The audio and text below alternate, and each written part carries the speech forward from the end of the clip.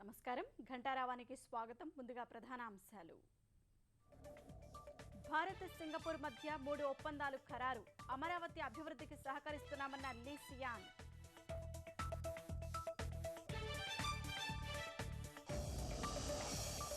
Gulf ఏజెంట్ల మోసాలపై CM ఆదేశాలతో కదలిక. అధికారులతో తూర్పుగోదావరి కలెక్టర్ ఎస్పీ సమీక్ష.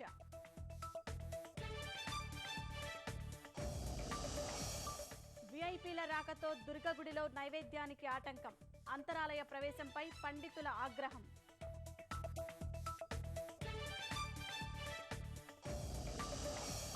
రెపో రేటు 0.25% తగ్గించిన ఆర్బీఐ.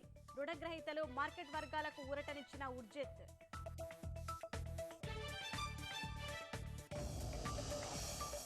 తమిళనాడుకు కావేరీ నీటిని విడుదల చేస్తున్నాం. సుప్రీంకోర్టుకు తెలిపిన కర్ణాటక సర్కారు.